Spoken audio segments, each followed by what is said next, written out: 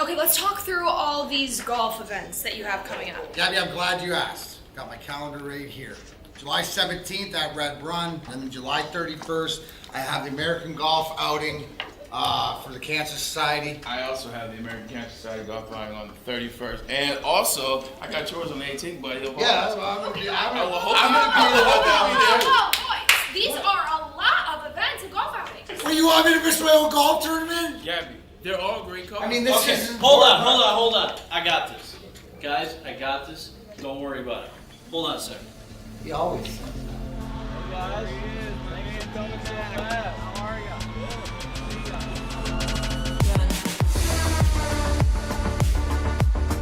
Remember the guys from Randy Wise, right? Sir.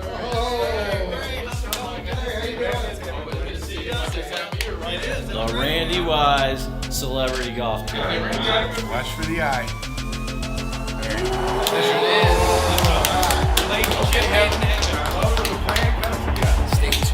It's the Randy Wise Celebrity Golf Tour. Some of the biggest names in Michigan sports. And some, well, not so much. Brought to you in part by Premier Security Solutions, Fairway Packing Company, and Swiss Insurance. Watch episodes at woodwardsports.com. Welcome to the Morning Woodward Show here on the Woodward Sports Network. You could have been anywhere this morning on this Thursday morning, but you're choosing to be with us. So thank you for that. We got a packed show today, despite the late delay. Appreciate you guys for sticking with us. We were supposed to talk about right now, which we're going to get into very soon, the playoff drought in Detroit. And I also have a opposed Detroit Pistons trade for the 5th overall pick. And I want to get your guys' thoughts on it. And I won't tell you what the trade is or who the team is, but we will get into that as well. Jared Goff, not making a top 10 MVP list. I want your thoughts on that, Sam Flannel, as well. We're going to break that down. Kirk Cousins not expected to return to Minnesota next season, which kind of indicates to me they're heading into a rebuild. I want to talk a little about around the NFL as well, the Stephon Diggs drama in Buffalo, as well as DeAndre Hopkins meeting for a second time with the New England Patriots. Sam Laporta shining in minicamp as well. But before we get into all of that, I got to welcome my good friend Sam Flannel. How you doing this morning, Sam? I'm good, man. A little bit of a delay, but everybody in this building was doing the best that they could. Everybody in here are rock stars, and I'm just happy to be on the show. I'm happy to get it started. Happy to be on with my good friend Jeff Iafrate. Yes, sir. Absolutely. We got a packed show. I'm excited to get into it. JB in the sound booth per usual. JB, I see you're rocking the Woodward Sports merchandise, which people can check out at woodwardsports.com. Oh, definitely. You know I had to. And, you know, it's Tigers, even though Tigers aren't doing that great right now, but still, I have to rep the city as much as I can. So, well, Miggy hit his first homer yesterday. That's a positive. Can't wait to discuss that. But Gabby D. Phillips with us as usual. How you doing, Gabby? Doing pretty good this morning. You know, celebrating the first home run of the season, and Woo! It is June 15th, Miggy. It is June 15th. Yeah, you know what? It isn't about when it happens, it's just if it happens. And he got a home run yesterday, doubleheader for the Detroit Tigers. Last 10 games, Miguel Cabrera's batting .367, Sam Flannel. That is I know true. Neil Rule will love that. Yeah, he definitely will, but you know the reality of the situation, I've said it many, many times, both things can be true. Miguel Cabrera is one of the greatest hitters in MLB history and arguably the best Tiger in Tiger history, but the last 7 years, that decline has been sharp, and I think it happened a couple years too soon. But hey, that's just me. I'm just a hater. Yeah, better late than never, right? I guess that's the right way to look at it. Darius Slay also around Detroit sports news. Darius Slay was at Calvin Johnson's charity golf outing, and he had some words on Matt Patricia. Detroit Free Press spoke to him, asked him, how does he feel about Matt Patricia being a part of the Philadelphia Eagles? And listen, I feel you, Slay. And you got to answer how you got to answer, but this is a bunch of BS. He responded to the reporter, and the reporter asked how that's been with Matt Patricia, and he used the word cordial, and also used the words, it's another day at the office. We both got the same goal, just going out there to compete and win a championship, so that's the main focus. And Sam Flannel, I say all that to say that's PR talk for I can't do anything about it. I'll tell you what, I don't understand how Matt Patricia ever even got another job coaching anything in the NFL at this point, particularly on a team that just came off of a Super Bowl appearance in which one of their best players, not one of their top 5 best players, but one of their Pro Bowl players, one of their better defensive players, was a former player for the Lions under Matt Patricia and who openly hated him before. To me, that's just playing with fire. Why would you bring in Matt Patricia? Why would you upset one of your better players? No, not only did he upset him, but he called Darius Slay, or he said to Darius Slay, you're not elite. You're simply not elite. Even though Darius Slay was coming off, I believe, an 8-pick season, and after he said to Darius Slay, you're not elite, he followed that up with back-to-back Pro Bowls. So, I wonder if Matt Patricia thinks he's elite now in Philadelphia. You think he thinks that? I think so. And what's even worse about that was Matt Patricia came in 2018, following a season in which Darius Slay was first-team All-Pro, led the NFL in interceptions, and led the NFL in pass deflections. I understand that he was never quite that elite since, but Darius Slay is a future Hall of Fame cornerback. And at some point in your career, you're going to have to be elite if you're going to be a Hall of Famer. And Darius Slay most certainly was, is, and still might for a couple of years to come. Yeah, 100% agree with you there. I'll tell you what, we'll go to break. Thank you guys again for being patient with us. When we come back, I do want to bring up that Pistons trade potentially and get your guys' thoughts on it. But before we do, Sam Flannel, can you tell me where I can go to the gym and get a pump at? Absolutely. You go to Planet Fitness, of course, and Planet Fitness is thrilled to allow high schoolers ages 14 through 19 in the United States and Canada to work out for free all summer long, and it goes all the way until August 31st. Teens can register anytime and officially gain access to the club as soon as they register, with registration open through August 31st. And for everybody else, Planet Fitness is the best gym around, with membership starting at only $10 a month, or you can upgrade to the Black Card to get all of the best amenities for $24.99 a month. Join today in club or online, or visit planetfitness.com. It's Planet Fitness, where your fitness is essential. Big Boy Strawberry Fest has officially arrived, and we're here to show you the very best flavors of the season. Satisfy your sweet tooth with our deep-fried vanilla Oreos, strawberry hot fudge cake, and a slice of our classic strawberry pie. But that's not all. Cool off on a refreshing summer splash salad, or savor the flavors of our chicken Caesar wrap and strawberry bacon chicken wrap. And for breakfast lovers, don't miss out on our strawberry hotcakes or our mouth-watering red velvet waffle. Strawberry Fest is something for everyone. Celebrate the sweet season with us at Big Boy. We are the network for Detroit by Detroiters. Welcome to the Woodward Sports Network.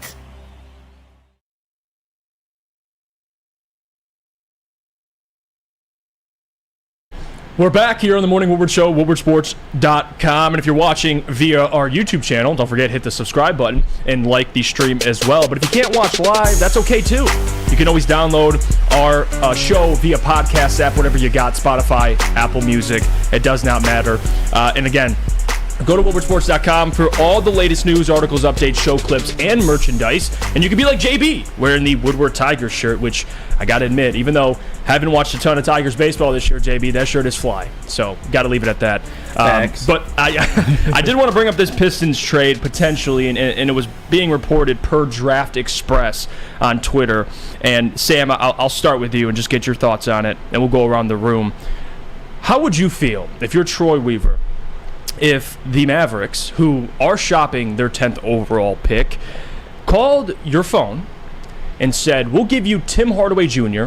and the 10th overall pick for Bojan Bogdanovic? What say you? So that means the Pistons would have the 5, the 10, and Tim Hardaway Jr. Yes. Who, and let me just give the context real quick. Tim Hardaway Jr. has 2 more years left on his deal. He's owed almost $18 million next season and $16 the following year. He is 31 years old. Yes, 31 years old.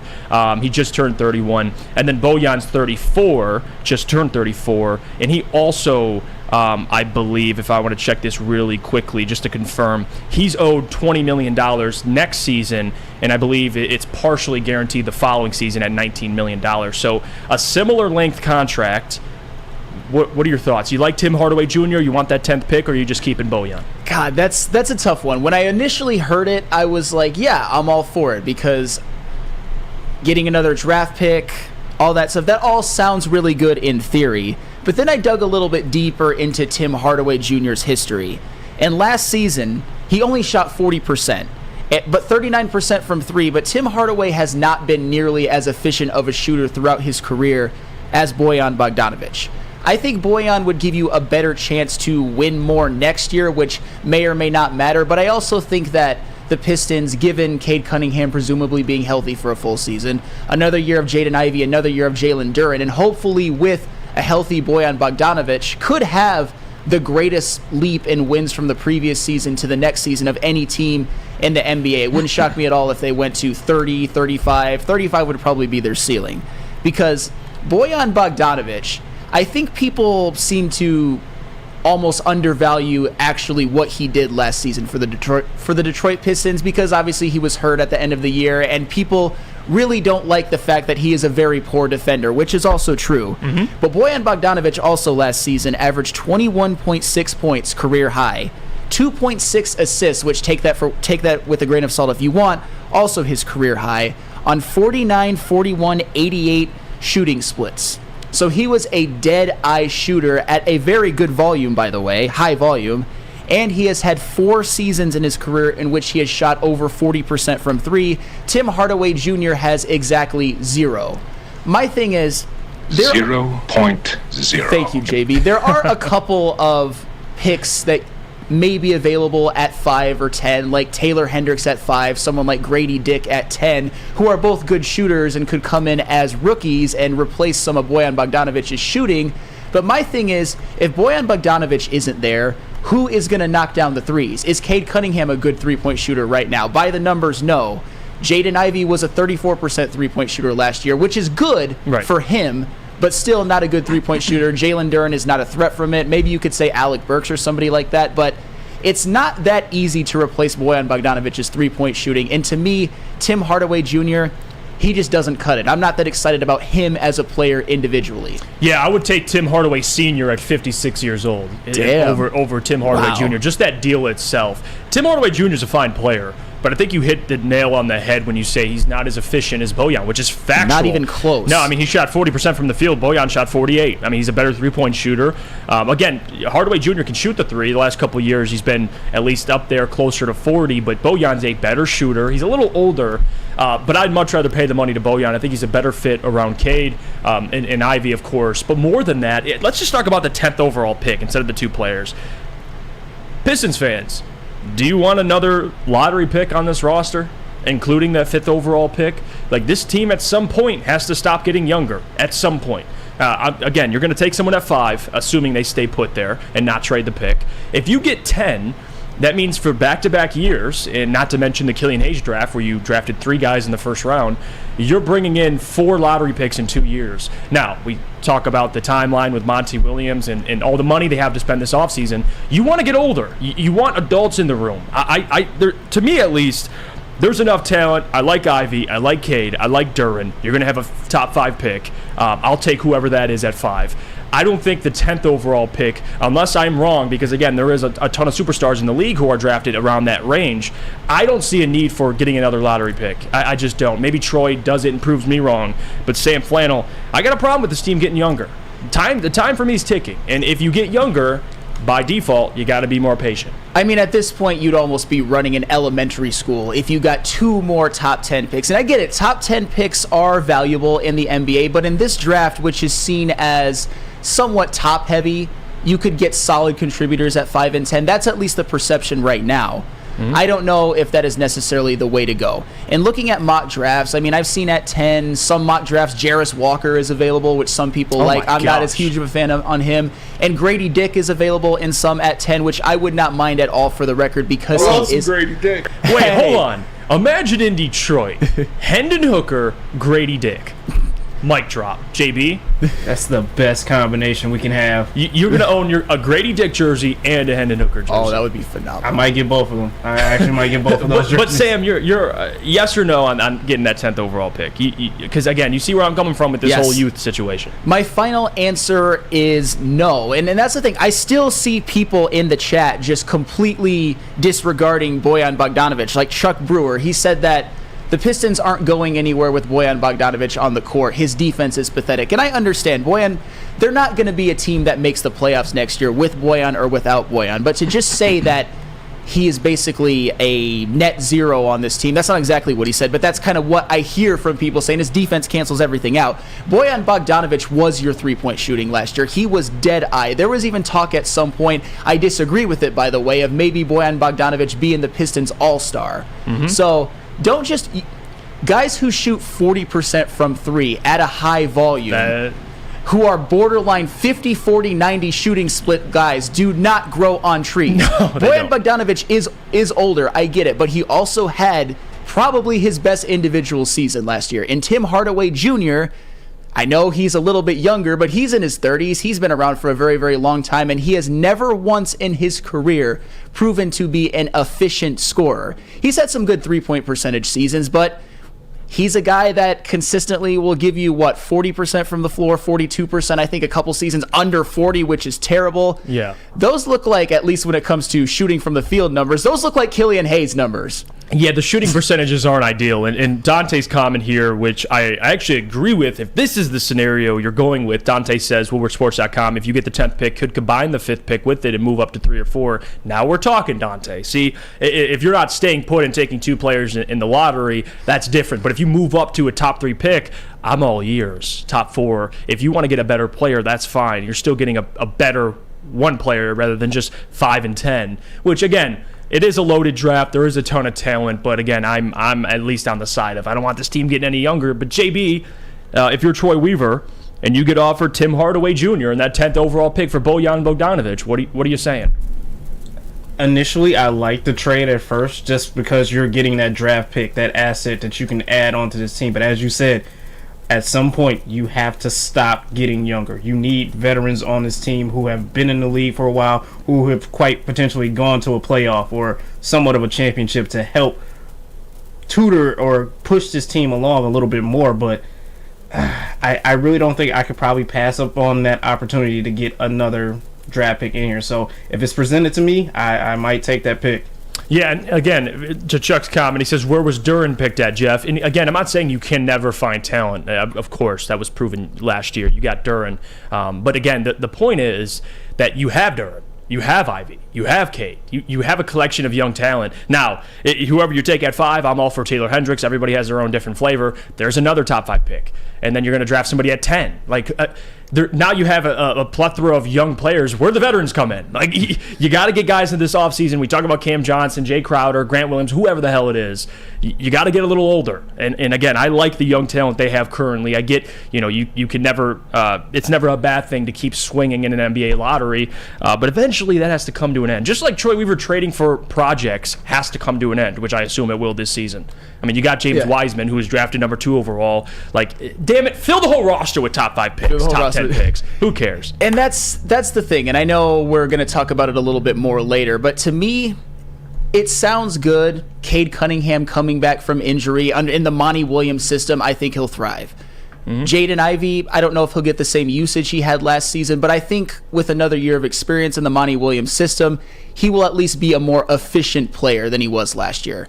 And he did have a damn good rookie season. I'm not discounting that. Jalen Duren, I think he will also benefit from being a rim runner in the Monty Williams system, and he will have a big jump in his numbers in his 3rd year. But besides that, if you have all 3 of them showing improvement, and then you got Bojan being able to knock down threes, with Cade finding more open looks for him, by the way, which he wasn't there for all but 9 games last season. I think Bojan will get even more open looks. And then at number 5, you could get another good shooter as a rookie and a guy like Taylor Hendricks, who I know you like and I've kind of been slow to come around to. But Taylor Hendricks was almost a 40% shooter in college. He is that athletic wing as a rookie. I don't think that's necessarily a bad nucleus, at least for next year, in terms of if you want to show marked improvement. Not saying they're going to make the play-in, not saying they're going to make the playoffs next year, but you will see something tangible, I think, with that nucleus of players. And I think part of it too, just to add to it, isn't just I hate young talent. I don't want that to be the narrative. I think part of it is Monty Williams.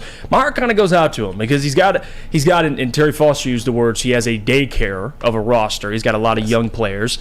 I don't want Monty, or at least be in a situation where the roster just keeps getting younger. I want Monty. I mean, there's a reason. He mentioned too, they brought up how the Suns went from 19 wins to 34 wins, and Monty Williams really credited, they had Ricky Rubio at the time. And he mentioned how having a veteran point guard is a good thing for any head coach, somebody you can depend on, which I don't know what that means for Killian Hayes, but regardless, he mentioned having veterans. That's important for these types of turnarounds. And if we expect the Pistons to win 30-ish games, I don't know if they could do it with a ton of young players. You got to sprinkle in some veterans. But again, maybe I'm way off here. Maybe Troy makes a deal. Regardless, I'll tell you what. We'll go to break when we get back. I do want to bring up this top 10 MVP list and get your guys' reactions on it. And your Detroit Lions quarterback may or may not be in it. So stay tuned for that. But before we do, I got to tell you about our friends over at Dispo, because, again, if you think Jared Goff should or should not be in this top 10 MVP race, and we're going to talk about it, you may need Dispo. You may be tripping a little bit. And I'll tell you what, it's okay. Head over to Dispo. You can join them and join us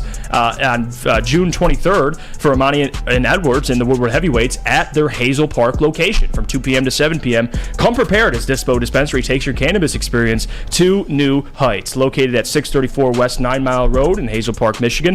See you there for Ermanni and Edwards with Maz and the Heavies live June 23rd at Dispo Dispensary, your local cannabis plug. Introducing the Planet Fitness Guide to getting that post-workout glow. Step 1. What's your why? More epic energy? Better sleep? Blow off steam? Step 2. Join Planet Fitness for just $10 a month and get moving in our clean and spacious clubs. Step 3. Bask in that post-workout glow. Join Planet Fitness today for just $10 a month. Join today at any of the 50-plus Detroit area locations. Love Woodward Sports? Love wearing clothes? Then you should be wearing Woodward Sports clothes. Check out our full line of merch at woodwardsports.com. Just click on Shop. We have all your favorite designs, like Dan Campbell kneecaps, Woodward Golf, and of course, our own logoed out merchandise. Men, women, infants, kids all love Woodward Sports. Impress your friends. Impress your boss. Impress your dog. Buy Woodward Sports merch today.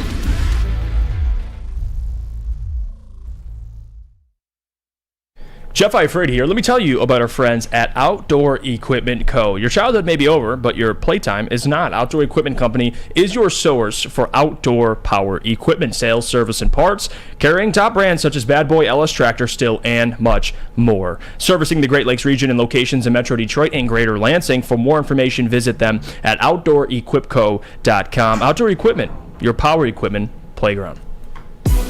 We're back here, Morning Woodward Show on WoodwardSports.com. Thank you guys for choosing us this Thursday morning and sticking with us. Again, if you're watching via our YouTube channel, subscribe, leave a like, and support the show. But if you can't watch it live, that's okay. You can listen to us via any podcast app you use, Apple, Spotify, and leave a 5-star review for Sam Flannel. And he has his nice flannel on. Flannel, how many days in a row are we at now with the flannel? We are at 297. Wow. And you know what? For that reason, go visit our website as well. Yes. And for all the latest news, articles, updates, show clips, and merchandise. I feel like we need to have like a running counter on how many. Like it needs to be like a daily story on the Instagram or something. It's getting it's getting out of hand. I just want to see your closet. Like how many flannels do you own to wear? Because again, if you're wearing it every day, you're going to eventually wear the same flannels at some point. Yeah. So like how many flannels what's your arsenal look like, Sam? I have about 18. Especially when you count the short sleeve ones that I had to get this past year. Jeff, funny story, for Christmas, pretty much everybody got me a flannel. I got about 8 to 10 flannels just from this past Christmas, even though I didn't necessarily ask for it. Right now, it's almost become a character trait of mine, even when it comes to my own family. So I don't think I'll be hurting for flannels anytime soon, but it has gotten a little crazy, though. Yeah, 18 flannels, I think that's 18 more than me. So you know what? I'm happy for you, Sam. Keep going, buddy. I do want to bring up this list, top 10 MVP. And again, Sam, I'll ask you before I show the list. And JB, Lucas, do we have the list potentially now? Okay, 1 second. So I want to ask you, Sam, if I told you there's a top 10 MVP list, do you think Jared Goff should be on it before I even show you who's on it? Do you think Jared Goff should be a top 10 MVP candidate? Guys, you comment down below in the chat thread, WoodwardSports.com. Should Jared Goff be in the top 10 MVP candidates list? Without looking at the list and on just first initial reaction, I would say maybe 9 or 10. I just think if the Lions are good and if their offense looks as good as they did last year and their defense improves and Jared Goff has another great year and they win 11 or 12 games, how could Jared Goff not get MVP votes? And that's my initial thoughts. Okay, so you say yes, should be back end, 9 or 10, you're saying, and I think that's fair. Everybody in the chat, I see a couple no's, I see a yes, more no's. And again, for Jared Goff to be in an MVP consideration, it's all about numbers. It's all about statistics. And this is a quarterback last year that was top 10, top 5 in some categories. Had a great year last year. But in Jared Goff's career, even in LA, he wasn't even an MVP candidate. No. He was in the conversation, but Todd Gurley was higher on that list than him. So, again, this is a list for quarterbacks you win because of. And again, people get offended when I say that. Jared Goff is a great quarterback. I think he's top 10 in the league. I think he's top 2 in the NFC. Saying that he isn't a quarterback like a Josh Allen, Herbert, Mahomes, so on and so forth, doesn't mean he's trash. It just means there's a different type of quarterback than Jared. And if he isn't on this list, and Lucas, throw it up for me, and you guys can take a peek at it. And there you go. So for Jared Goff, for him to be on an MVP list, and you see it right here, Mahomes is number 1, obviously at plus 650. Josh Allen, second, plus 800. Joe Burrow tied with those odds, plus 800. Hurts tied with those odds, plus 800. Justin Herbert, plus 1,200. You don't have a problem with any of these guys so far, right? Absolutely not. Okay, top 5 is pretty consensus. Lamar Jackson, plus 1,200. Aaron Rodgers, plus 1,400. I know you love that. Despicable. 18, Trevor Lawrence, plus 1,400. Tua Tagovailoa, plus 1,600. And then coming in at number 10, the only NFC North quarterback, would have been Aaron, but he's gone now, plus 1,600 for Justin Fields. He made this list. Blasphemous. And again, I hear you, Stephen A. It is blasphemous, but let me just break this down a little bit, okay? And I'll give you my side, and then Sam, I want your initial reactions to it. When I look at this list, the first 9 I have no issue with, if I'm being honest with you. The first 9, I think it's pretty consensus for the most part. You look at the situation these quarterbacks are in, the numbers they could potentially put up. I mean, even Tua Tagovailoa, however you feel about him, the only thing really you look at is just staying healthy. The one I'm curious about more so in the top 9 is Aaron Rodgers. Like, I know he's coming off back-to-back MVP seasons, but I'm curious what happens with the New York Jets. He came off a year he had last year. Maybe Aaron Rodgers rebounds and surprises everybody. But again, if it ends like Brett Favre did, he won't be in this MVP consideration. But Justin Fields at 10. I want to discuss Justin Fields at 10, okay? And this is per BetUS, by the way. These are the odds. I was shocked at first when I saw this list, Sam. When I first saw it, I'm like, Justin Fields. And then I really think about it. And I sat there and I go, you know what? If we're talking about MVP, most valuable player, Justin Fields is a more dynamic player than Jared Goff and what he does with his legs. If you're bringing up the actual term MVP, if Justin Fields comes out this year, and again, the question I have is, can you throw as many touchdown passes as Jared Goff did last year? I mean, that's quite a leap from what he did last season. But if he is even close, or he's in that ballpark, and he runs for 1,000 yards and has double-digit rushing touchdowns, and they win now, I don't think the Bears are going to win 10 games, but hell, let's just say they do. To me, he's in that MVP conversation more so than Jared, because even if Jared, and I think they'll win 11 games, Jared Goff, I don't think will have monster numbers, and you'll look at Jared and say, they're winning because of Jared. You're going to look at the offensive line. I think they're going to run the ball a lot more because they don't have Jamal the first 6 weeks, so it's not all going to be on Goff's shoulders. I can see a scenario in which Justin Fields, everything's on his shoulders from game 1 to game 17, Sam. Am I wrong for that? What are your thoughts on that? Fields at 10. Not only are you not wrong, during an episode, I forgot what episode it was, of one of the shows I was on, I actually picked that Justin Fields might be a dark horse MVP candidate. I said dark horse for the record before everybody jumps down my throat at this point. That's why you look at these lists, because of course what I said initially was that when you think Jared Goff not a top 10 MVP candidate, at first you're kind of like, the inner Lions fan in me who expects them to do well this year and expects Jared Goff to do well just kind of cringes a little bit, like how can that be? But then when you look at the list, we talked about it earlier. Patrick Mahomes, Josh Allen, Joe Burrow, Jalen Hurts, Justin Herbert, 5 of the best quarterbacks in the NFL. Nobody has a problem with that, or you shouldn't at least. Right. Lamar Jackson has won an MVP before. I don't know if he'll ever get back to prime form, but he's actually done it, and he's an elite runner, and he actually was very, very good when he played.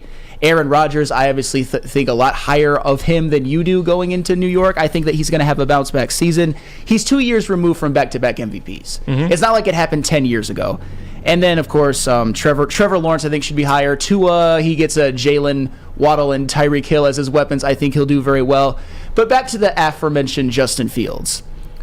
People seem to forget that Justin Fields just came off one of the greatest rushing seasons by a quarterback ever. You could even argue the greatest. I know Lamar Jackson in 2019 would probably have something to say about it, but Justin Fields was a force of nature as a running quarterback. He was one of the most dynamic threats with his legs of any single player in the National Football League. And people act like Justin Fields was just this terrible trash quarterback last year.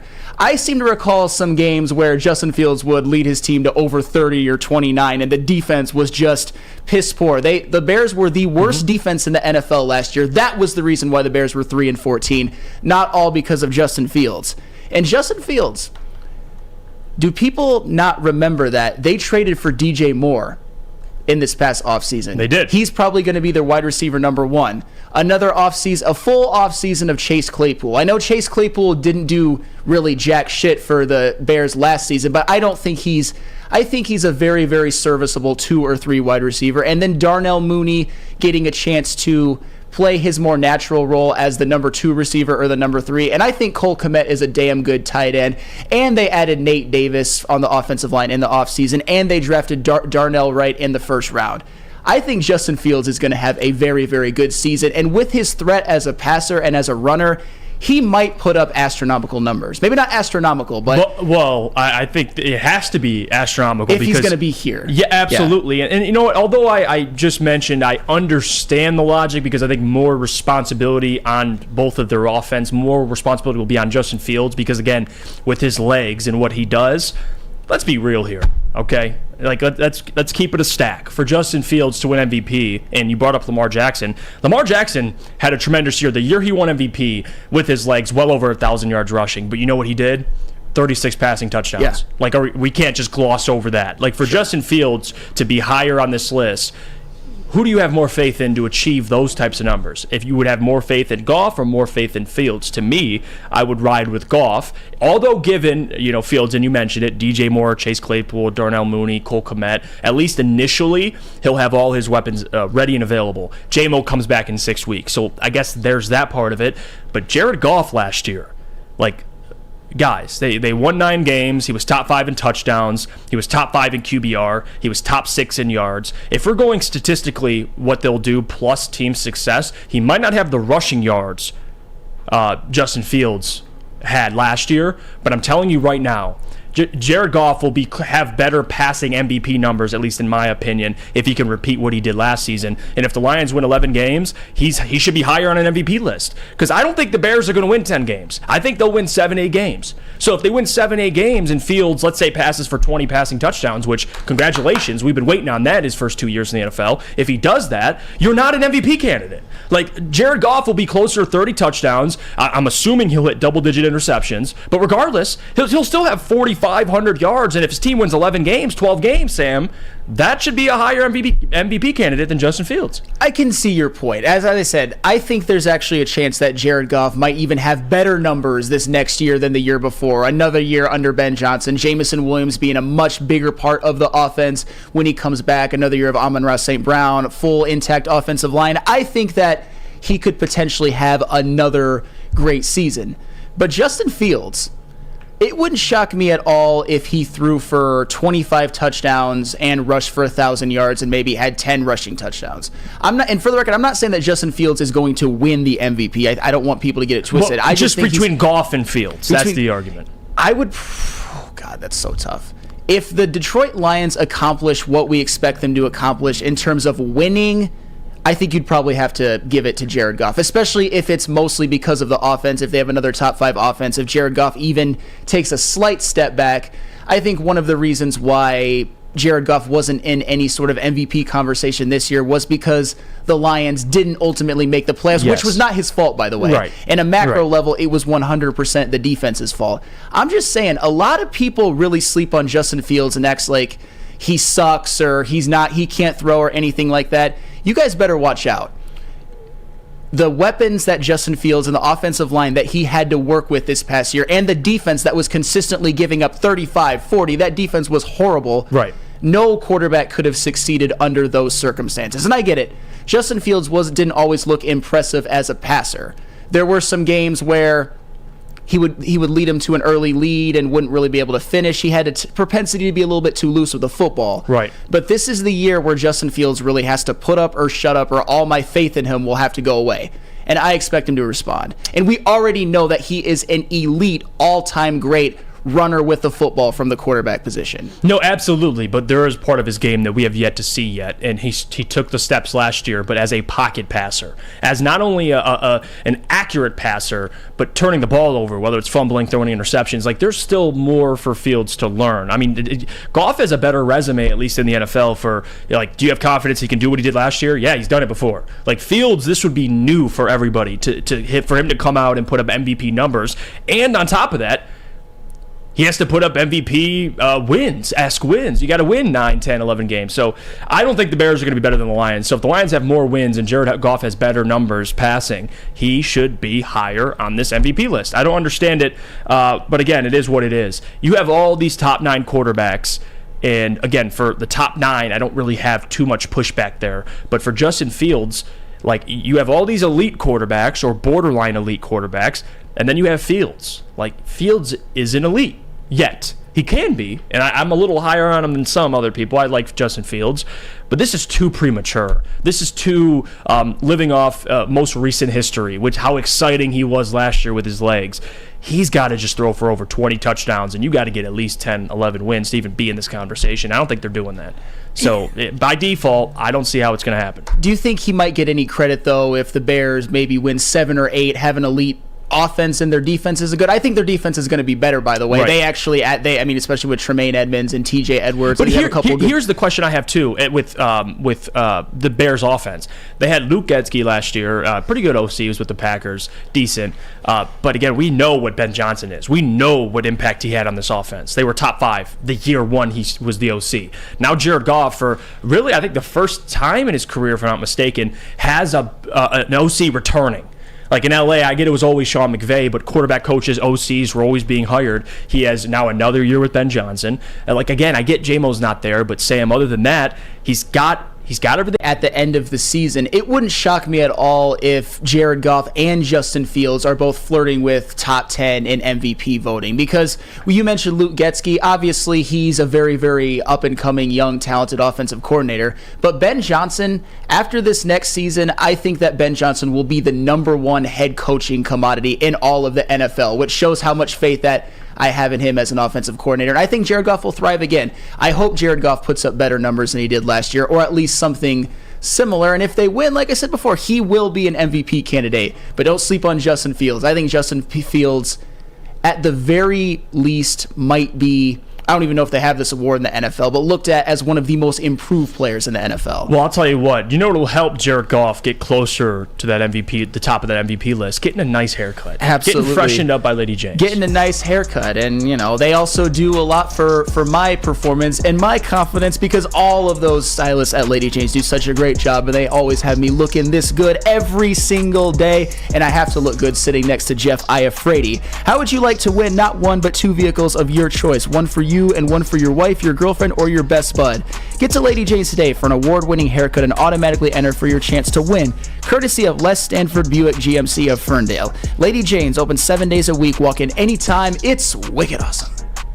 The Sports Marketing Agency would not be who we are without great community partners like Higuera Health and Carol Zaniga.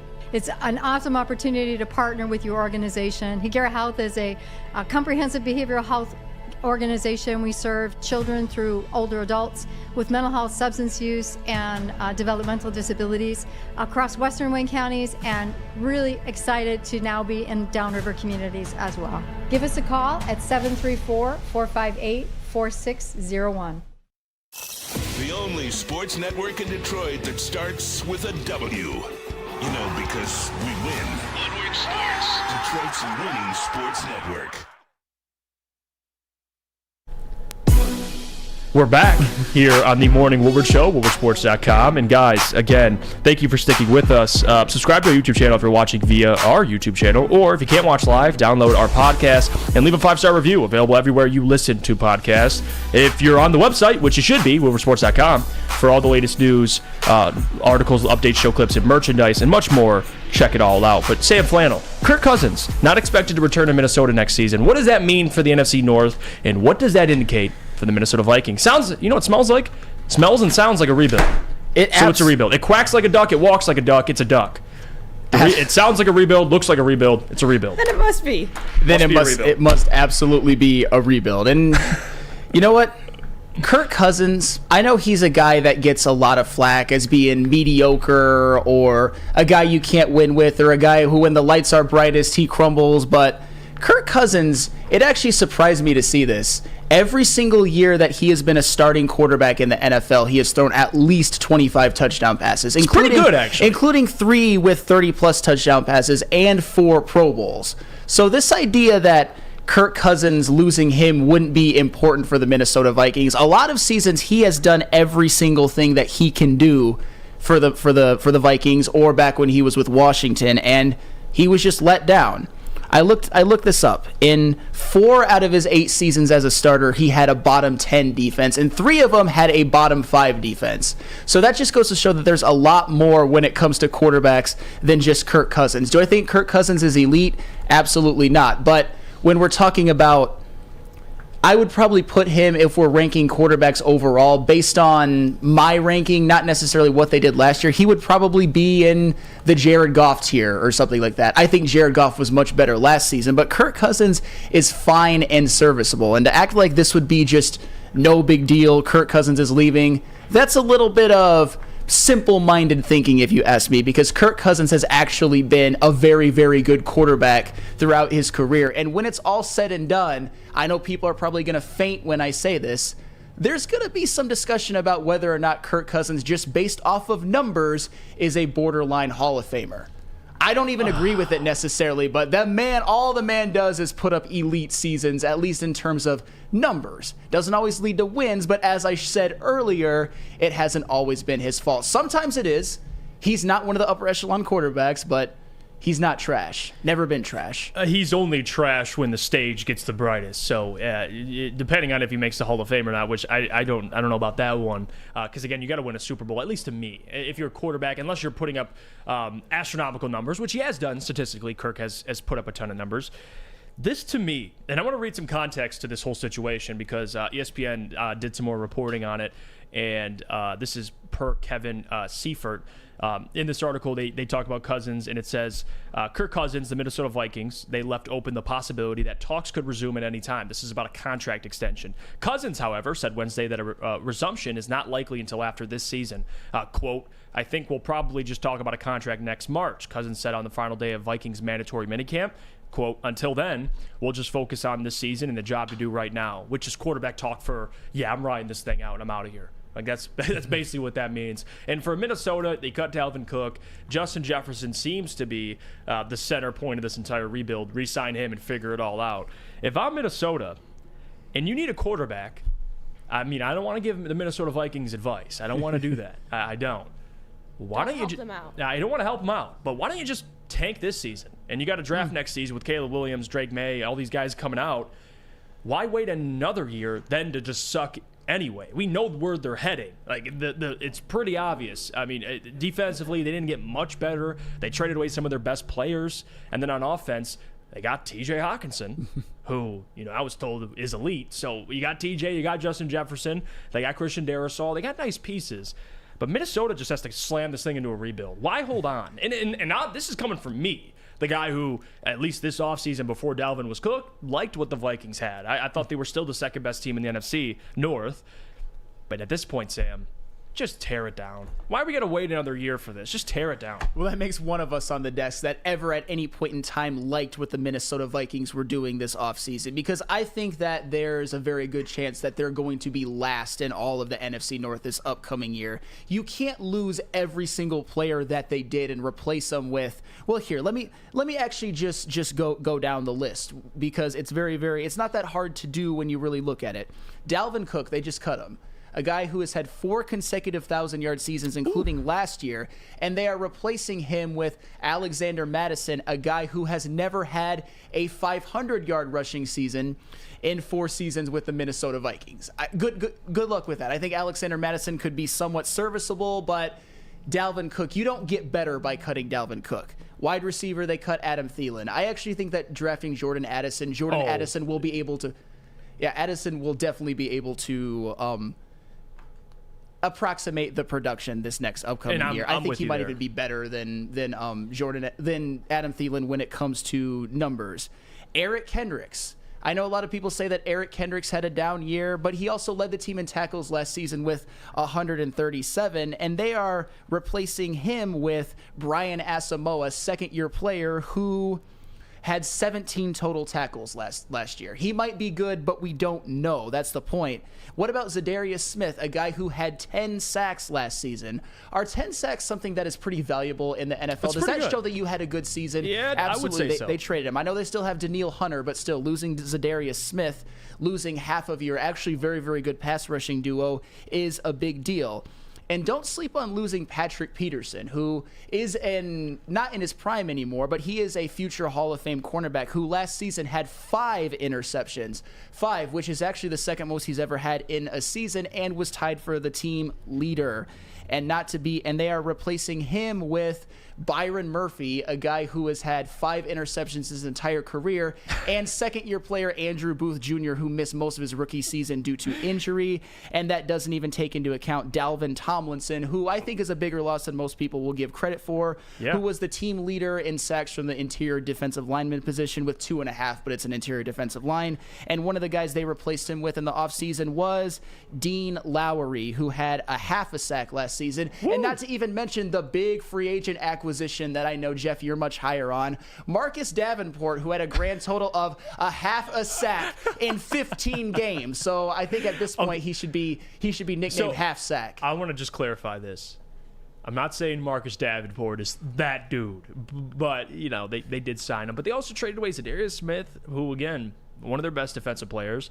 And Dave Schultz says, wait, you say Cousins for Hall of Fame, but not Ben Wallace? Oh. Leave now. Okay, all right. Let me actually respond to that, Dave Schultz.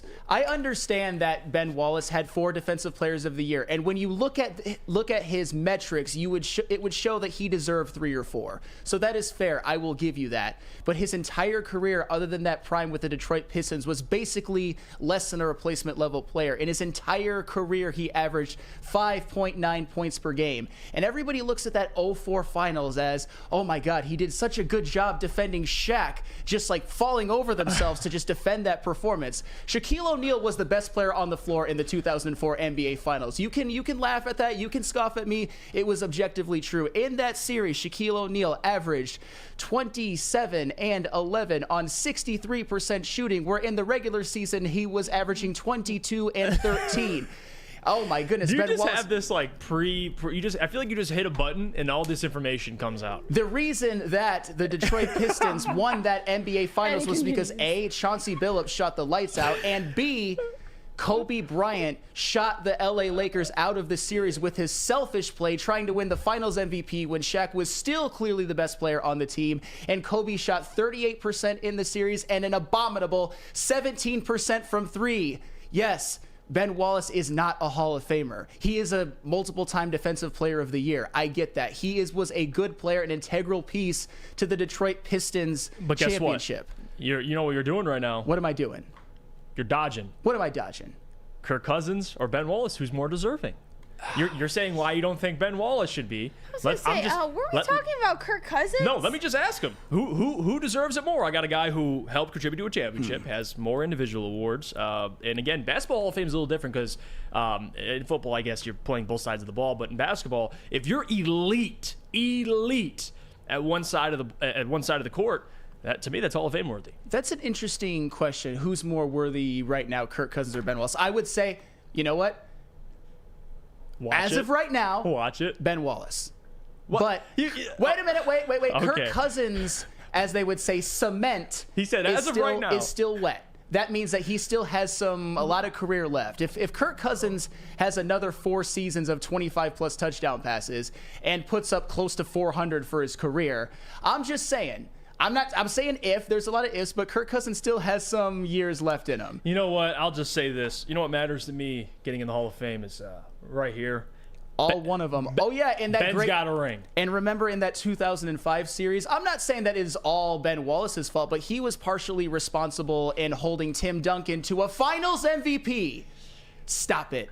This Ben Wallace, the fact that Ben Wallace is the only Hall of Famer off of that 2004 team is shameful. Okay. It should be Chauncey and Rasheed. Listen, shame. I'm not gonna get after Ben for not completely shutting down one of the most dominant basketball players to ever exist. But you know what I will do? You know what I will say is I'll tell you to go check out our friends over at SMA, because the sports marketing agency helps spread awareness about mental health and substance abuse. Their new podcast, This is the S Word, helps fight the stigma about seeking help. If you or someone you know is struggling, head to thesportsma.com for more information. Since the dawn of moving people, Chevrolet has led the way. The world of transportation is changing.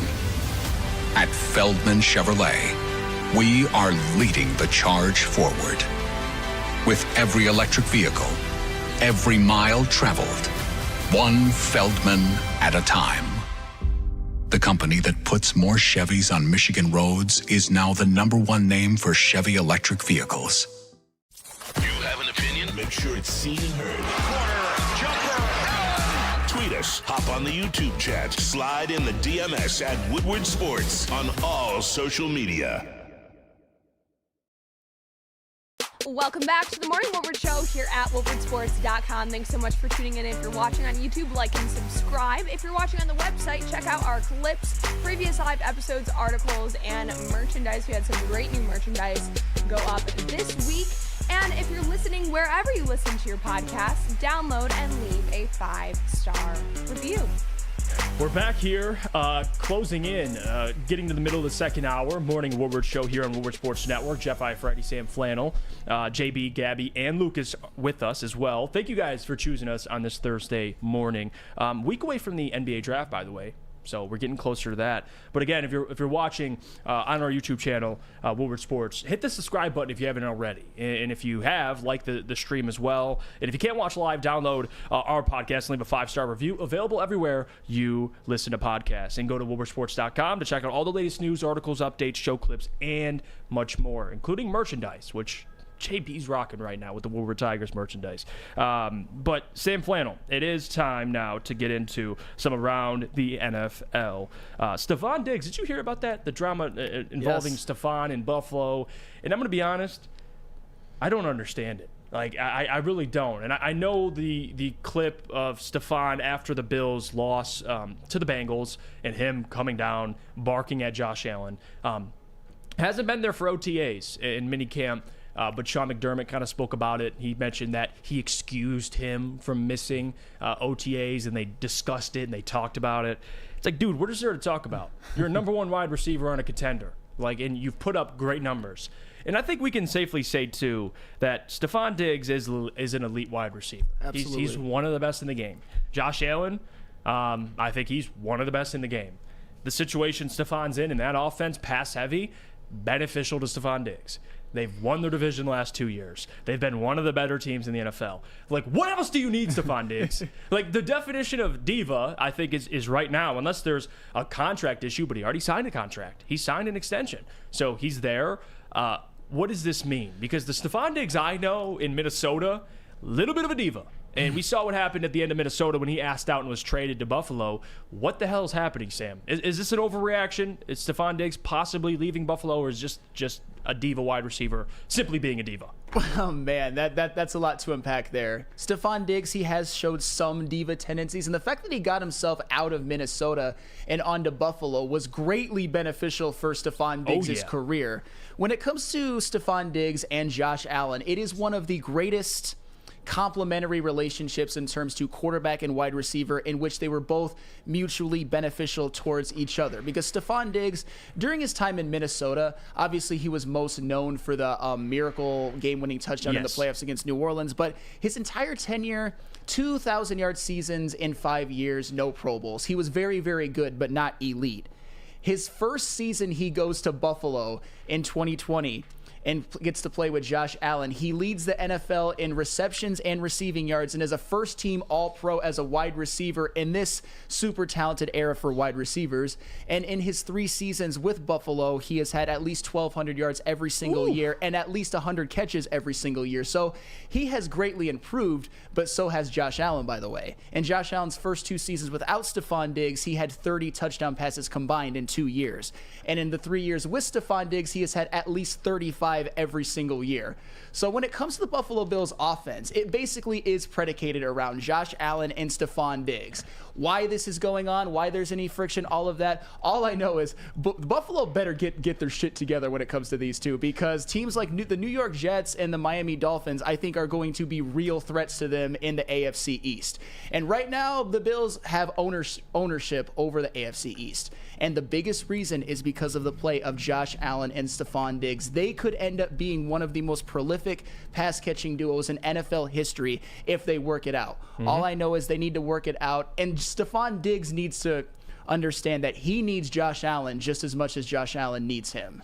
Yeah, and again, he's not going anywhere. You look at his cap hit over the next couple of years. I mean, simply in 2025, his cap hit, or even next year, we'll just start there, $27 million cap hit. Now, dead cap's $31 million, and then you go down, it just continues to get even bigger of a cap hit. So, again, for Stephon, it's not about getting traded. I don't think he will be, but why the hell are you upset? You're in a great situation. Now, this is the first time the Buffalo Bills have felt any heat in their own division the last couple of years. And like you alluded to, the Jets, the Miami Dolphins, if Tua can stay healthy, they're all going to be competing for that division. But quite frankly, are you mad you didn't get on the Madden cover? Like, what? Why are you upset, Stephon? Like, trust me, I can talk to you. We can talk it out. I don't understand why. Josh Allen last year was under a microscope. He led the league in interceptions and threw a lot, but also he put up great numbers as well. But he was the talk of the town. Like, Josh Allen was getting all the scrutiny, at least nationally. And I don't know if that's it's a part of Stephon that's looking at that. Maybe it's the relationship between him and Josh. But regardless, get over it, Stephon. And this is the time now that it needs to be addressed in OTAs and in mini camps, so that when you go into training camp at the end of the summer, going into the fall, that you don't have to still be dealing with this, that this narrative doesn't have this entire time to play out, that the media doesn't have the time to run with it. We saw it with Goff and J-Mo. They addressed what was going on. Literally the first time there was media availability for players, J-Mo addressed what happened with him. He addressed his relationship with Goff. You saw Dan Campbell address the relationship with J-Mo and Goff. And then you saw Goff address the relationship that he has with J-Mo. So if this is an issue between two players or his issue with the franchise, it needs to be addressed now, so that this doesn't carry over and stay in the beginning of their season, and they're still dealing with this kind of drama that needs to be taken care of beforehand, so they can just get to work come training camp. Yeah, and this is something I just don't see transpiring with any of the Lions wide receivers. I don't, at least with Amon-Ra, he's your best wide receiver. That dude has zero diva in him, like zero. Like, even if Jared Goff misses him for 14 consecutive throws, Amon-Ra's still going to come back to the sideline. Yes, there's going to be frustration, but I just don't see that type of personality. Not saying Stephon's a terrible human being. He's actually one of their team captains. He's a leader. But Stephon, he wants to win, and he vocalizes his frustrations often. It happened in Minnesota. It's happening in Buffalo. That's who he is. He's emotional. Amon-Ra St. Brown is stoic. He's poised. He's the complete opposite. So you kind of look back and you look at your own wide receiver core. J-Mo, I know people question his maturity, but again, this is what happens usually with talented wide receivers anyway. For sure. I mean, if you're damn talented, you're gonna be pissed you don't get the ball. But if he's a leader and he's a captain of this team, he should be showing up to mandatory minicamp. Well, that's also true. I mean, if you're a captain, you got to set the tone, and if you're holding out a minicamp, it must be some sort of significant reason. I doubt it, but it is what it is. But in other news, DeAndre Hopkins now visiting with the New England Patriots. I don't know if I love that fit. I mean, they need wide receivers, but what wide receiver ever went to New England other than when Tom Brady and Randy Moss and Julian Edelman, slot receivers, of course. Right. But who goes there to flourish? Like, I don't get it, especially with Mac Jones. I don't understand. Sam, help me out. Well, I think for the record, I agree with you for the most part. I think the Patriot offense is going to be better this next year than it was this past year because they literally had Matt Patricia and Joe Judge coaching their offense last season, the Patriots, which is such a laughable malfeasance that we don't even have to get into it anymore because it was that bad. We obviously know how much of a disaster Matt Patricia is as a coach, especially on the offensive end of the ball, which isn't even his specialty. But next year with Bill O'Brien, I think Mac Jones will have a little bit of a bump up, maybe closer to what his rookie season was. I mean, here's the thing. If I'm Stephon Diggs, I'm not going to New England. But if you go to New England, he's going to be their number one wide receiver off the bat, and I think he will be beneficial to Mac Jones. I looked at their wide receiver depth chart right now. It's bad. The Patriots, they got Juju Smith-Schuster, which is I think he's a good player. He's coming off of, he had one great season, has kind of fallen off since then, was very valuable to the Chiefs, but he wasn't elite. Devontae Parker, whose numbers took a big dip this past year with the Mac Jones playing in the Matt Patricia, Joe Judge system, but he's been a 1,000-yard receiver. And Tyquan Thornton, who he's kind of irrelevant in NFL circles. So didn't he run the fastest 40 last year? Was it Tyquan Thornton? 14. Thank you, Louis. And they just moved Malik Cunningham to wide receiver yesterday. Yeah, quarterback out of Louisville. I saw that. Okay. Only team to work him out at wide receiver. But yeah, DeAndre Hopkins, for me at least, if you're DeAndre and you're at the age he's at, and he's coming off 2 great seasons, even though it was in a small sample size, am I wrong to think New England's like? I would rather go to Buffalo. I mean, if it's about the money, New England, you could potentially get more, but it's not the situation if you want to win. I mean, they might be they're the last team in their division. I would say they're. I mean, you're going to a team who's last in their division right now. At least I think. I think Miami's better, Jets are better, and Buffalo's better. Yeah, I don't think the Patriots are going to be terrible by any stretch, but they're just playing in probably the best division in the NFL. Right now. What that could tell me, and I like DeAndre Hopkins, I think he can still be very, very valuable, especially, I mean, last season he had 717 receiving yards in 9 games. They act like that's a bad season. He obviously had a suspension, but on a per-game basis, he was still elite. But maybe a lot of the talk that I hear from talking heads or even people at this own network that say maybe it just shows that the market for DeAndre Hopkins isn't as strong as maybe we would think. Because I would think he'd want to go to the Chiefs or the Bills or somebody like that. But if he has to settle for the New England Patriots, he also met with the Tennessee Titans of all teams at one point. Yeah, I don't know. Barf. I don't know who his agent is. Barf. I mean, who's his agent? Like, who is his agent? I mean, if I'm DeAndre Hopkins' agent, I'm like, listen here, DeAndre. Let me talk to you for a second.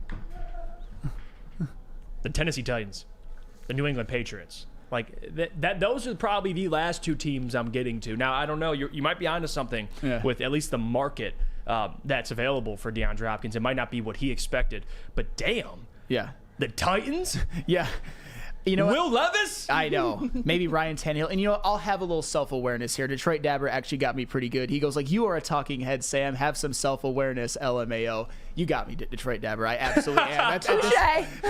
You know what? Detroit Dabber, man. He drops bars in Telling there. the truth. Yep. Yeah, it's not a lie. I don't understand. I don't. I think the Patriots are a terrible fit. I think the Titans are a terrible fit. Hell, if I'm DeAndre Hopkins, unless it's really all about the money, which I don't think it should be for him at least, go to Buffalo. Sure. And maybe Buffalo isn't interested. I doubt that. But regardless, go to a team where you're playing for an elite quarterback. Didn't DeAndre say that? Yeah. He had his checklist. It's like all his listed things he prefers in the team he goes to. The Patriots Great don't defense. fit that checklist. They most certainly do not. Correct me if I'm wrong. I don't think Mac Jones was on his quarterback list. I didn't see that. I might have to look a little closer, maybe squint. I don't think Mac Jones was on the list. You can squint all you want. The information's still in front of you, and it's not there. He's not on the list, so surprise. So for DeAndre, good luck, man. I know we talked about this for the Lions. I don't see it making sense, but again, you never know. They got money to spend, and if they sign DeAndre Hopkins, I'd be cautious. I would be interested. I would be very locked in to see how that dynamic works, but I don't think it's going to happen. I think we kind of know. Maybe DeAndre, I think this is his second visit, or he's talked to the Patriots a couple of times. It's looking like he's going to the New England Patriots. I don't know how I feel about that. Yeah, I don't really either. And I keep seeing in the chat that there's obviously other implications when it comes to teams, whether they can sign DeAndre Hopkins or not. He'd have to, by the way, just to clarify that, I'm not saying, because if he goes to Buffalo, the Chiefs, all these contenders, he's going to have to take a minimum deal, a significant discount. And that's the thing. A lot of these teams may just not have the money to get DeAndre Hopkins. And DeAndre Hopkins, at this point, he's probably looking at the deal Odell Beckham got. Right. And are just like, okay, I'm definitely better than Odell Beckham right now, which I believe he is far superior to Odell Beckham right now. So there's a lot that goes into it. All I know is that DeAndre Hopkins on the Patriots would just be, as somebody who enjoys football and enjoys offense, that would be disappointing to me. I want to see him in a better spot, but hey, who knows? Maybe Mac Jones can have a resurgence, be something closer to what he was his rookie season, and maybe they'll be better than we think. I think DeAndre Hopkins would be beneficial to Mac Jones, for the record. Yeah, you know what? Mac Jones, DeAndre Hopkins, hell, call them the next Brady and Randy Moss. We'll just call them that. That's fair. But you know what? Jump into conclusions. DeAndre Hopkins should sign with Woodward Sports, because I believe one of his qualifications was a good defense, which we have in Guardian Alarm. Tell us about it, Jeff. I'll tell you about them. Guardian Alarm, they got customized solutions from real experts, 24/7 professional monitoring and technology backed by people. Your safety and security deserves technology that's not only been proven to work, but by people that have been proven to care. Call 1-800-STAY-OUT for more information. Introducing the Planet Fitness Guide to getting that post-workout glow. Step 1. What's your why? More epic energy? Better sleep? Blow off steam? Step 2. Join Planet Fitness for just $10 a month and get moving in our clean and spacious clubs. Step 3. Bask in that post-workout glow. Join Planet Fitness today for just $10 a month. Join today at any of the 50-plus Detroit area locations. Love Woodward Sports? Love wearing clothes? Then you should be wearing Woodward Sports clothes. Check out our full line of merch at woodwardsports.com. Just click on shop. We have all your favorite designs, like Dan Campbell kneecaps, Woodward golf, and of course, our own logoed out merchandise. Men, women, infants, kids all love Woodward Sports. Impress your friends. Impress your boss. Impress your dog. Buy Woodward Sports merch today.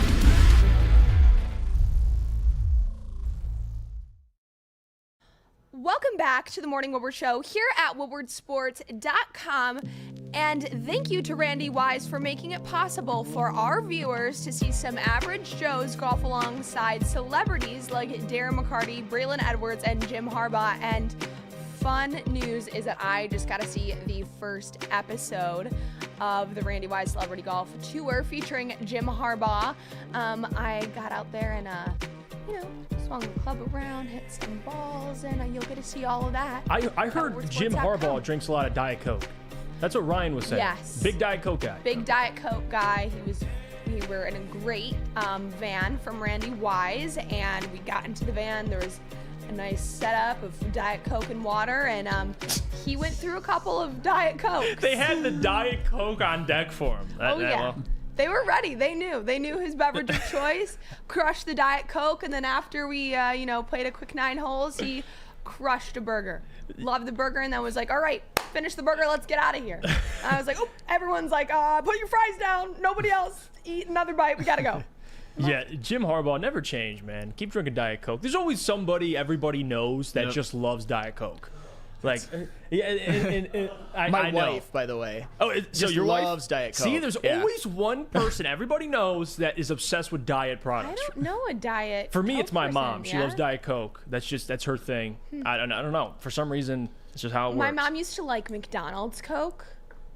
Yeah. But I don't remember the last time I saw her drink one. Probably like McDonald's 10, 15 Coke's years. got, what has it got in it? It's like It's something different. Strictly from like the Coca-Cola factory themselves. So like they come out to all the McDonald's and like basically give them their like shipments straight. Gotcha.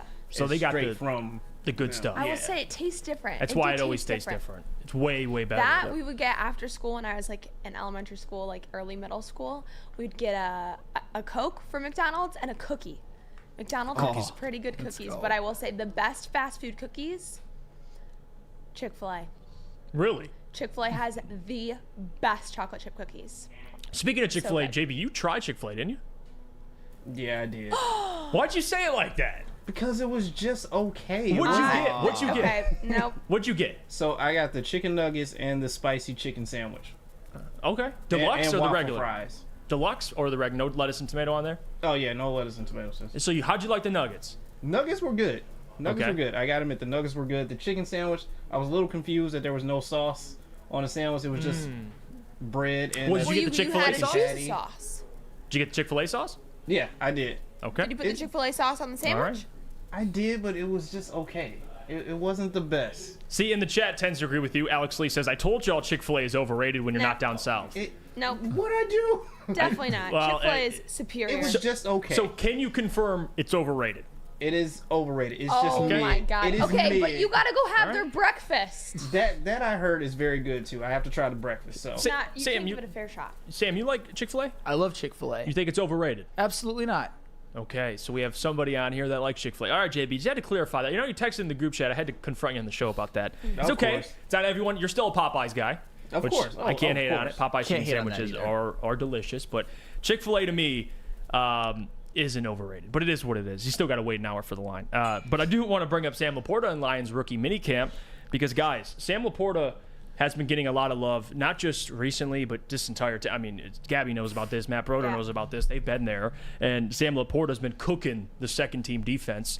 And that guy ain't going to stay there much longer. He's going to be working with the starters. And again, he's too damn talented. And there's an article, which I'm sure you can check out, woodwardsports.com as well, talking about Sam Laporta. But some of the things that really popped out, and the Lions tight end coach also spoke on just the tight ends in general. And I want to read some of it, and Ben Johnson as well. And this is what Ben Johnson said about just tight ends in general. He said that is probably top 3 in terms of toughest positions to play in the offense because there is so much on their plate. It's the run game, it's the pass game, it's protection. They have the least amount of meeting time. Truthfully, so what has he been doing so far that has been pretty remarkable when you see the growth that they already have made in just a couple of weeks on the field? He says Sam Laporta has been impressive for a rookie in terms of digesting this offense right now, which he didn't have to digest much at Iowa. It's just it's a couple, you know what I mean? You get there, it is what it is. But regardless, he's doing a great job there.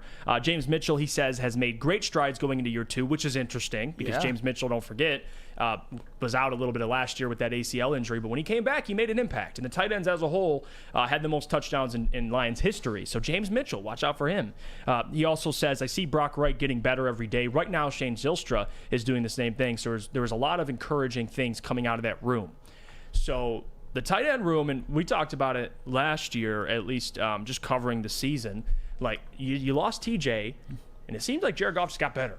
And the tight ends still were productive by committee, but in my opinion, now you got a tight end that separates himself. I think Sam Laporta, with his route running ability, with his speed, his elusiveness, like I believe he used to be a wide receiver, that he transferred into a tight end, or he converted into a tight end. So he's got all the intangibles to be a great route running tight end, a great pass catching tight end. But the question I'll have for you is, there's another rookie who's going to be a stud too. Jahmyr Gibbs. And somebody that I think, and I've been consistent with this, he's an offensive weapon. You can't put him in a box at running back. You're going to have 2 rookies now making an impact on your offense. And Sam, I'll pose the question to you in the chat as well. Feel free to chime in, and I'm going to put a poll in the chat as well, just to get some votes on this. Sam Laporta or Jahmyr Gibbs, who has more receiving yards this season for the Lions? Ooh.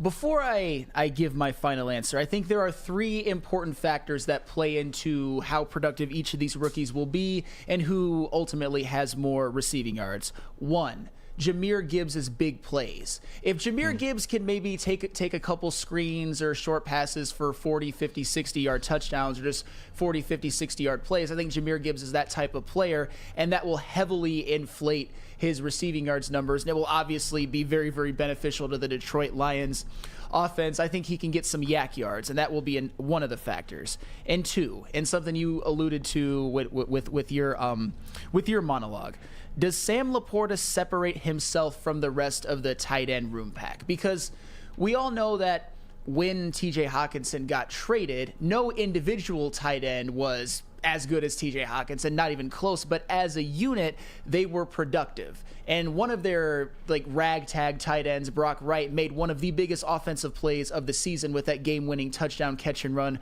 versus the New York Jets. I think it's key for Sam Laporta to separate himself and be the clear tight end number one, especially if he wants to have a highly productive rookie season.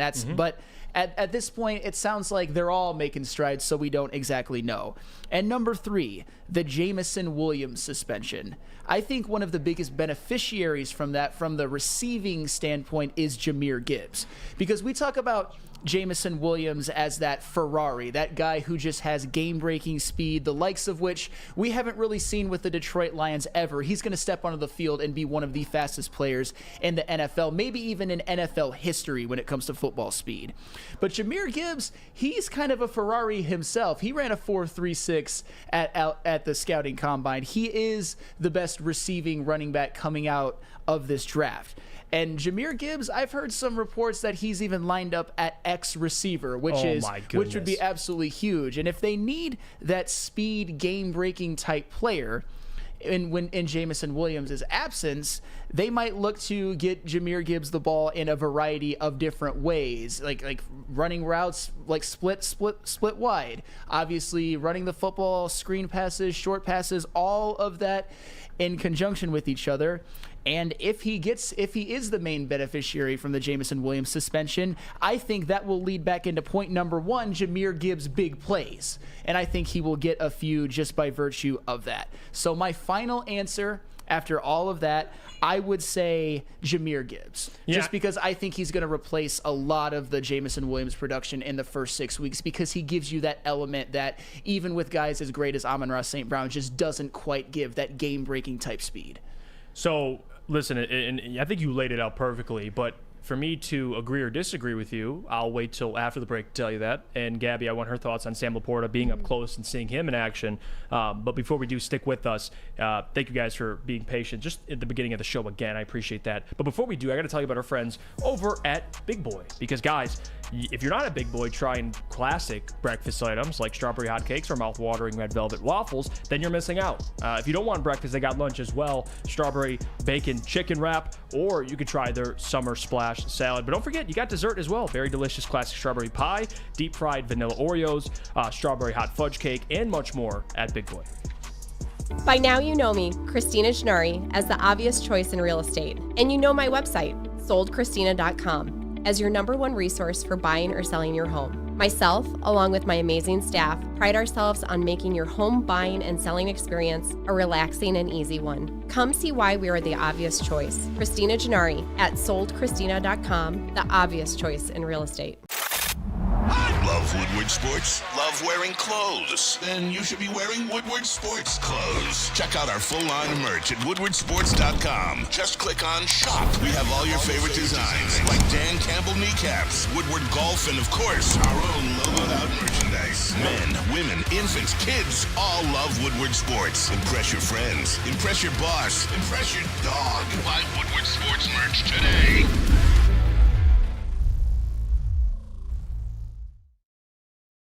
Welcome back to the Morning Woodward Show here at woodwardsports.com. Thanks so much for tuning in.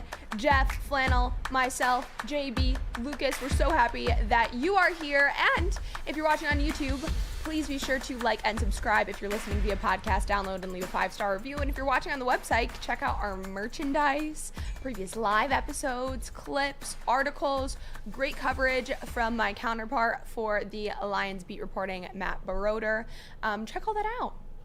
And you know what's funny, too? If you guys want to leave a 5-star review, do it for Sam Flannel's flannel. And I think one day we're going to wear matching flannels. I don't know how we're going to orchestrate it or how it's going to be set up, but if we rock in double flanneled up. Do you own a flannel? I'd have to dig for it, or I'll just go buy one. I would just say, I'm pretty sure I'd lend you one of my 18 because I'm a nice guy. Wow, so honorable of you, Sam. Honestly, they don't talk about that enough. Sam's honorability. All right, I want to bring up this discussion, and I'll give my answer. But before I give mine, Gabby, being up close to Sam Laporta, what has been the impression from, because you've been there since the start? Yeah. What did he look like at the beginning, and then the progress he made, or at least everybody talking about Sam Laporta? What's been the narrative towards the end from the impression he left with Very the coaches? quick learner. Very quick learner. You can see him melding in with the entire group, but also the fact that, they said he's still a rookie, and they've said this with all the rookies. They're still rookies. They still have a lot to learn, but I believe that he is learning from those mistakes, making those quick adjustments, and also along the same edge with his quickness, he just has a hustle and that football guy mentality that Dan Campbell talks about. You see it when he's practicing. You see him run off the field after a play. You see him get with who he needs to get to. There was never a moment that I remember seeing him in practice where I felt like he was being lackadaisical or not taking advantage of the opportunity that he was given to be there and practice alongside everyone for that set period of time. Always hustling, always head to the grindstone. And that sounds like a common theme with, I guess, Sam Laporta, Jack, Jameer, high motor guys. And that's a common theme really among Brad Holmes' draft picks, everyone he takes. Typically, it's the love for football they look at. And Sam Laporta checks that off. And for me, when I read this question, I had to think about it because I'm high on Sam Laporta. I love Sam Laporta, and I think he's going to distance himself from the rest of the tight ends. I think James Mitchell and all those guys can be solid, but I think Sam Laporta's upside's a lot higher because of his 100%. Route running ability, his speed. I mean, if you watched him at Iowa, despite how garbage Iowa was, he almost had as many yards as Michael Mayer did receiving in that offense, Sam. And again, he was their number one option, number one target, and they fed Sam Laporta. But the guy is, talk about yak. Laporta has yak. So just get that clarified. And I want to go to the poll before I give my answer. Who has more receiving yards? WoodwardSports.com. You feel free. I'm going to leave the poll up. You can vote now. Currently over 100 votes. Sam Laporta, 33%, Jahmyr Gibbs 67%, and you hear from the people. Everybody has more faith. You think it's Jahmyr Gibbs because of his his explosiveness, number one, but number two, where they're lining him up at, which I think they'll be using him a lot more at wide receiver. And to be honest with you, I gotta agree with you. I'm going to go with Jahmyr Gibbs as well because of his big play ability, his home run hitting ability. Like Sam Laporta to me, and although he's got some speed, and don't let it fool you too, he can break tackles. I just think initially, tight end, and Ben alluded, and I just read the quote by Ben Johnson talking about the tight end position. It's one of the toughest positions for a rookie to walk in and just learn. Like there's so many things that for Jahmyr, his job's a little easier. And he's honestly, Jahmyr, I didn't think he was as good as he was at pass blocking, but he's pretty good too at pass blocking. So I think Jahmyr's job is going to be a little easier than Sam Laporta and what Sam Laporta will be asked to do because, again, Ben laid it out, the run game, the pass game, the protection, I mean, all the stuff in the least amount of meeting time, which he already talked about in the article as well. So, again, for me, I'm going to go with Jahmyr Gibbs. I think early on, too, without Jameson Williams, Jahmyr Gibbs is going to be leaned on. And you talk about someone who could make something out of nothing, that's Jahmyr Gibbs. And I think it'll be very close because Sam Laporta may have more receptions. But I think Jahmyr Gibbs will have more yards. Does that make sense? Of course it makes sense. That's what I alluded to earlier, that it wouldn't shock me at all if Jahmyr Gibbs has at least 2, 3, 4 receptions of over 40-plus yards. There you go. Just with all the yak yards. And hell, I mean, the way that they might be using him, they might even throw to him down the field a couple of times. And I don't know if Sam Laporta is going to have those type of explosive plays, although Sam Laporta is damn good at running after the catch. And I think Ben Johnson will be able to scheme him some plays in space as well. But you mentioned it earlier, which I didn't even take into enough consideration, but you guys have opened my eyes to it more. If you are a tight end as a rookie, and Ben Johnson even said it, for some of the plays your hand is in the dirt and you are blocking defensive ends. Oh yeah, that is a lot to have to deal with. You don't just make all the glamour plays like you see Travis Kelce making all those big plays. That's not all a tight end's job. I mean, one of the best tight ends in the NFL and ultimately going to be one of the best tight ends in history, in my opinion, George Kittle is revered for his blocking. Yes. But also he wasn't a stud right away. And that might have to do a lot with all of the responsibilities you have as a tight end. And you can't hide from it. You got to be able to block. Even if you're not George Kittle, you're still going to be in those situations. You can't just be a receiver. Even though Sam Laporta, they lined him up a little bit at receiver. I think there's some upside there, but you're right. And Ben Johnson's right, and that's why I'm leaning Jahmyr Gibbs. I also hope that it goes to Jahmyr Gibbs because of the expectations that I feel that everyone has for him and how high of a draft pick that he was for his positional value. I think it has to be Gibbs in this case for where they chose him. I think they're going to use him in a way where they know that he was valued, where they valued him at this pick. Yes. Because they're going to have him have X amount of receiving yards. Yeah, no, it's a good point, too. I mean, you're drafted 12th overall as a running back, and that's the biggest argument I made is he's not just a running back. He's a weapon. And to validate that, to Gabby's point, get him the football. I'm glad you brought that up, Gabby. I think that's an excellent point that there's a difference between being a number 12 overall pick running back and a 34 overall pick second-round tight end. Yeah. Expectations are different. At some point, and I understand that Jahmyr Gibbs, the Lions obviously traded back and were compensated for it. At some point, at least as an individual player, Jahmyr Gibbs has to be a star, or else it's, I don't want to say a bad pick. He could still help them win, but as an individual, if you're a number 12 overall pick running back, worrying. It's worrying. You either have to put up multiple 1,000-yard seasons or be such a dynamic dual threat like an Alvin Kamara, who's never had an 1,000-yard season, but he's one of those guys that every time he touches the ball, both catching balls out of the backfield and carrying, he usually gets 5-6 yards, which I could see from Jahmyr Gibbs, but the pressure is definitely on for him to prove himself, at least as an individual, because you don't draft people at 12 just to be accessory pieces to a winning team. Could he be useful without being a star? Absolutely. Would it be worth a number 12 overall pick? Of course not. Well, and before we get to mailbag, so get your questions ready. We'll get to that shortly. JB, I want to get your thoughts and just give a recap there. Sam Laporta, Jahmyr Gibbs. Who has more receiving yards in your opinion? I probably got to lean towards Jahmyr Gibbs on this one, just because he's going to be that X-factor player right there. He's going to be coming out of the backfield and also lining up there in the slot as well. It's just what Ben Johnson plans on doing with them out there, especially with J-Mo gone for the first 6 weeks. So you're definitely going to see a lot of Jahmyr Gibbs, and also Sam Laporta mixed in as well too, but I got to give it to Jahmyr Gibbs. He's going to be their X-factor out there. Yeah, I'm telling you what right now, Jahmyr Gibbs will be breaking ankles, and if you break some ankles, you might need some insurance. So let me tell you about Swiss Insurance, because guys, summer's here, and you got to make sure you're properly covered, whether it's a grad party or just a group of people you have over to enjoy the lake or pool. Your liability exposure increases significantly in the summertime, so let the Swiss Insurance Group review your coverage and make sure you are protected from an unexpected loss. Check them out, SwissINS.com, or call Mark today at 248-800-4177.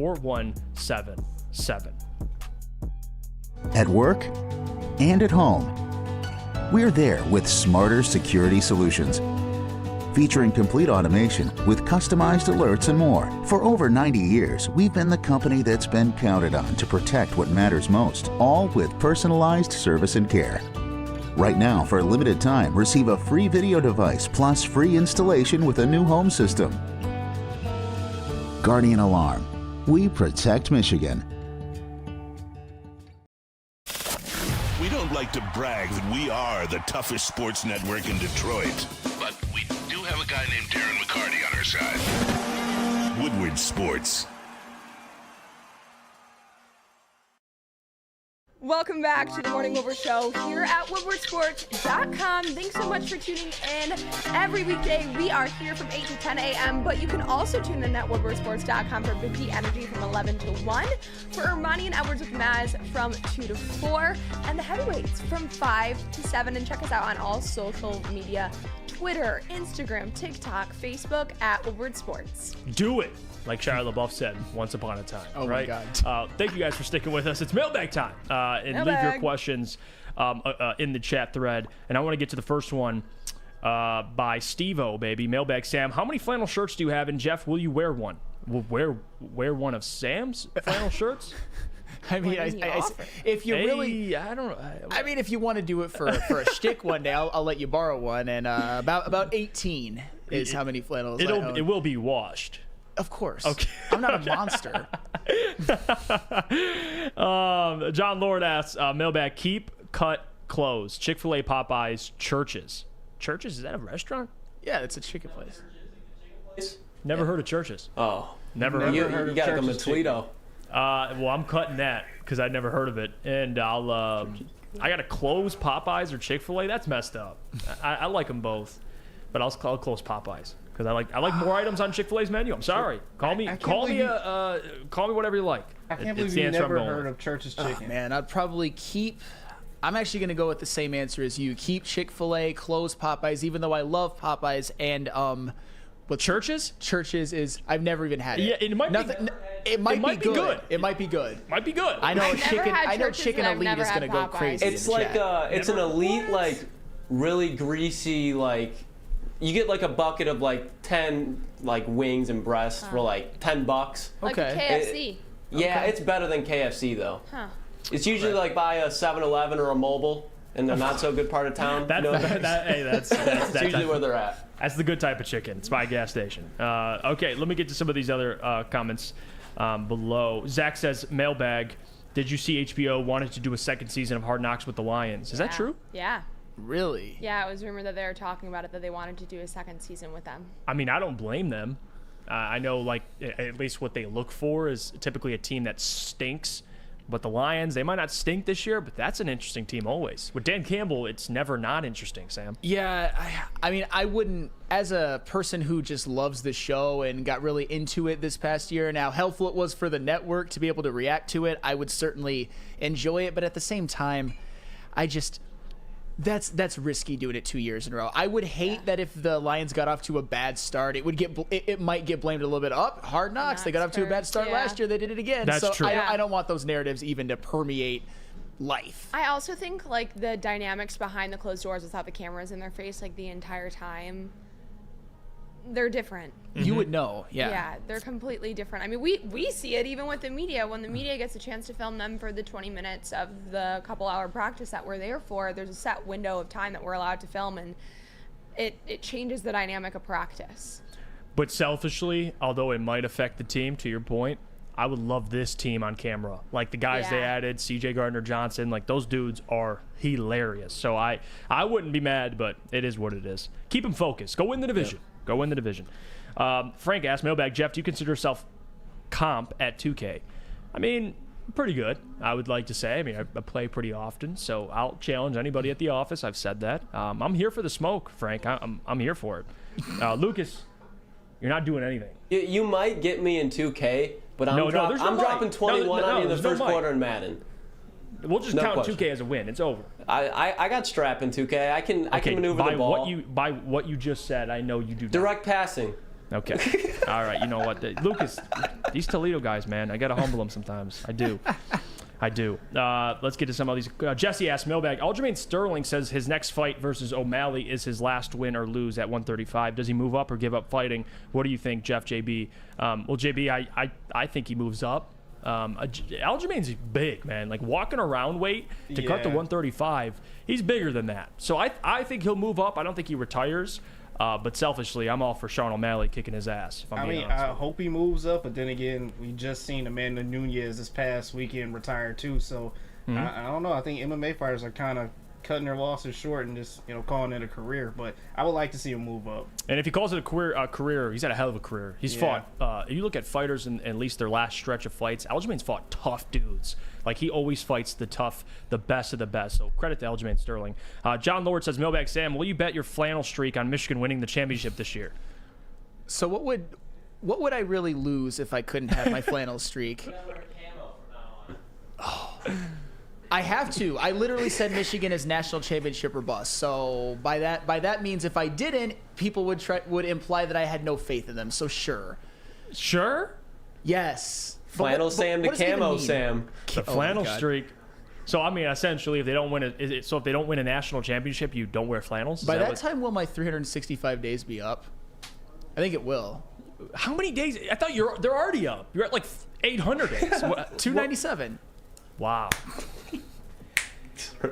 Just go back to Sam. Yeah, that's what John Lord says. You're built different, man. You're built different. Almost 300 days with a flannel. That's commitment. Yes. That's commitment.